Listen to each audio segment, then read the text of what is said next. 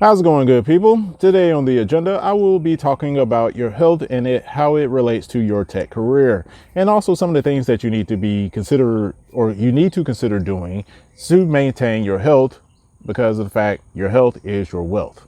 My name is Kenny, and this is Tech Talk with RHT Services. Now, you're probably noticing that I'm in a different environment, and yes, I'm actually sitting outside right now to make this video, more so to emphasize the point of you need to be able to get outside to maintain your health. A lot of people that I have had conversations with have shared with me that they have vitamin D deficiencies. Even my dad went to the doctor and he was like, yeah, they told me I had a vitamin D deficiency. And he's like, okay, that's weird. Which he, in his 60 something years of living, has never had a vitamin D deficiency. At least that's what he told me. And so, but I know other people that have mentioned, hey, I have this vitamin D deficiency and my doctor gave me this medication to take. And it's like, really? It's like, okay, well, you know, you can just go outside and be outside for a moment and that will help your vitamin D, right? And they're like, no, nobody's ever told me that. And most doctors, for whatever reason, rather prescribe you a pill to fix an issue than to give you more naturalistic, holistic suggestions. Now, I admit there are some cases where just doing a more natural way of doing things won't fix the issue. And yes, you need to prescribe medication, but prescribing medication by default, it should not be the answer. Now, back to the vitamin D deficiency.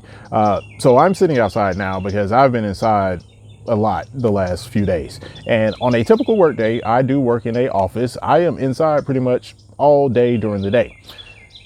Thus, I take times like this to get outside and to get some sunlight in. Now, I don't know the scientific explanation behind it because I'm not a scientist. I work in tech and do other things. But the information that I was able to gather and research basically says that when you are outside in direct sunlight, and I emphasize direct sunlight and not just sunlight, that your body is then triggered to make vitamin D. That vitamin D will then help balance out other things in the body. So, for example, I remember listening to the Ricky Smiley morning show during the height of COVID, and they were talking about how somehow being outside and being able to recover faster had some kind of correlation. And so what they were seeing is, or what they think it may have been, was that the people that stayed sick or had worse symptoms had vitamin D deficiencies. Now, I know what you're thinking, vitamin D deficiencies as it relates to health? What? Yeah. And so apparently something related to the immune system and vitamin D go hand in hand. Now, I'm not sure if studies have been done on this to scientifically prove this, but this is what they were saying on that morning show. And I honestly believe that there is a correlation there when it comes to immune response and vitamin D. Hence why I'm sitting outside right now to get in my vitamin D by sitting in direct sunlight. Now, going back to the direct sunlight portion, when I say direct sunlight, I mean literally directly in the sun, not sitting in the shade of a tree, not sitting next to a window, none of that. I mean literally outside directly in the sun. Now, I understand some people have skin conditions that do not allow them to be in direct sunlight for long periods of time. In that particular case, yes, you would probably have to get a supplement to correct your vitamin D deficiencies or whatnot. However, those of you that do not have those skin conditions, then yes, go outside at least 30 minutes every day and get your sunlight. Now, it doesn't have to necessarily be a clear day like it is right now. It can be a cloudy day, but you need to be at least outside for 30 minutes. That's what I've read. The next aspect of health that I want to mention is that you need to be drinking water. I know what you're thinking. Well, we got coffee and tea at the office. I can drink that. That is not the same as straight, clear water. I watched a interview with Dick Gregory, who you know as a comedian, but as a comedian, he also talked about realistic issues like culture and health. In this interview, he talked about how the body needs to have water, and that one thing that stood out to me is that he mentioned that men typically have a greater issue with kidneys and other things of that nature because of the fact they're drinking sports drinks in comparison to women. And it's like, that's a valid point because, you know, when guys go and play sports, they're usually sports drinks there, not water. When they're outside working for long periods of time, you usually end up with a sports drink, you know, because it rehydrates you. In addition to it has minerals, so your body doesn't get depleted. But he emphasized that men as well as women, but more so men, need to have water because of the fact the water actually cleans out the system, specifically your kidneys. So your kidneys clean your blood. The water flushes the stuff that your kidneys has gathered out of the blood out of your body. And so if you're drinking sports drinks, your kidneys are still functioning because there's fluid still coming through. But the problem is they're cleaning the stuff that your body is trying to get rid of. So you're really adding junk to the pile that you're finna take out, and you may not necessarily clean it out as well as you should, if that makes sense. Thus, he was saying you need water in your body. And what he said is whatever your weight is, divide that in half, and that's how many ounces of water that you need per day. So if you weigh 100 pounds, you need 50 ounces of water. If you weigh 200 pounds, you need 100 ounces of water. Now, how does it relate to the 8 glasses a day? Not quite the same. However, because the 8 glasses a day method is a reasonable amount of water. However, the 8 glasses a day is based on a 8-ounce glass. Thus, 8 times 8 is 64. So if you're weighing 200 pounds, you're still not getting enough water per day if you're following the 8 glasses a day method. So that's something that stood out to me. So what I ended up doing, I bought this water bottle, and I don't have it with me, but it is a 1-liter water bottle. Now, do I finish that water bottle? No, not every day. There have been days where I have finished a water bottle, and those days I can really tell a difference from drinking that amount of water. Just like the alertness that I have, the when I go to the bathroom, the color and ease of flow and stuff like that. I don't want to get too grainy in the details, but I noticed there's a difference in that, and so it's like, okay, there is some truth to it. So I try to make sure that I at least drink I will admit I don't get my water, the amount of water that I should be drinking, but I do make it a point to drink water at least once every day because of the fact I know that it cleans the body and it keeps things running the way it should. So vitamin D, sunlight, being outside, and 2, water. The next thing I want to point out, and some of you are already doing this with your stand-up desk and so forth, but is getting physical activity. And so sitting down, we know now from the late 70s to early 80s until now that sitting down for long periods of time is not healthy. And of course, that didn't come out until the research was available for it. But now that we know that, we can do something about it.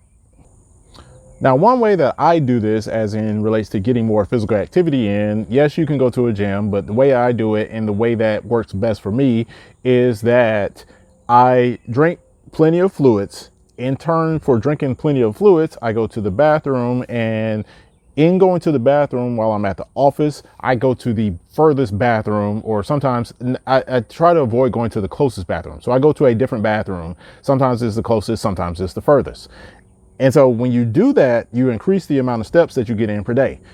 Increasing the amount of steps per day then gives you more physical activity, because that's how your heart pretty much gets its workout, is through physical activity. So if you need more steps, or if you need to just give your body a normal tune-up or a normal run, drink more water. That will then force you to go to the bathroom. When you then go to the bathroom, don't necessarily go to the bathroom that you can first get to and quickly get back to your desk. Go to the bathroom that may be on the next floor in the building or on the opposite side of the house. Or if you live in a 2-story house, go to the downstairs bathroom if your office is upstairs, or vice versa. This will get you more steps in per day. Now, if you consistently do this, you'll get more steps in over time. And after that, hey, the possibilities are endless with your physical activity. I will also point out that getting physical activity, in particular walking, actually helps with digestion. A lot of people do not realize this, but the movement of your hips and your abdomen as you walk makes the food that you have eaten flow through your digestive tract.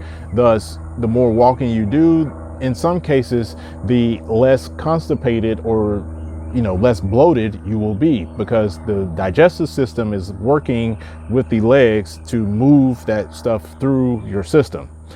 If you have seen in more recent years where they talk about, hey, babies that get constipated or babies that end up having what they call the blowout diaper, where the diaper just, the baby poops and it goes, so much comes out at once that it just runs up the back, that the way to avoid that is by exercising that child's legs. So you move the legs back and forward and various back and forth, more like a, I think they call it like a running man is what they refer to it as. But when you do that, that moves the digestive system and make the digestive system work. So you're less likely to end up with those blowout conditions when it comes to a baby.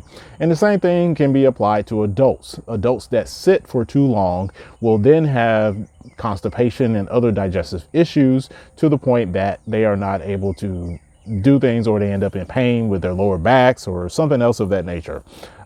So definitely get up and do physical activity. So to recap things first, go outside, get at least 30 minutes of outside time, whether it's sunlight. It can be cloudy day. Now, I know if it's raining, you probably don't want to do that, but get some outside time in. And of course, if you have skin conditions that are prohibitive of you being outside, by all means, follow your doctor's advice on that. Second of all, drink plenty of fluids. In particular, drink plenty of water, your recommended amount of water on top of whatever else that you want to drink that day, whether it be alcoholic or non-alcoholic. Third of all, get the physical activity in. You don't necessarily have to go to a gym, but you do need to have some physical activity, even if it's just walking around the office or something else of the nature. Like, go outside your building and walk around the block. I mean, if that's possible. In some places I've seen where the building was not set up, like the back of the building was like next to a bunch of woods and nobody wanted to walk around the back of the building. So what you would see is people would do laps in the parking lot. There's somewhere at your office, whether it be at home or a physical office building, that you can get some physical activity in. And all you got to do is go outside, like on your lunch break or in between meetings or something else of that nature, and get that physical activity in. All right. Now, remember, your health is your wealth. If you are not healthy, you cannot be wealthy, because of the fact your health is connected to everything else that you do in life. In particular, when you have a tech career, if you are not able to work, you can't make money. And yes, you could have this great 6-figure, 7-figure tech job, but if you can't work, then you literally just aren't going to be able to make money like that. All right. Thank you for watching this video. If you have any comments or questions or suggestions about content that you would like to see in the future, feel free to drop those down in the comment section below. I'll be glad to consider those for future consideration of videos. Thank you for watching. Please be sure to subscribe, give this video a thumbs up, and visit rhtservices.net for more information. See you next time.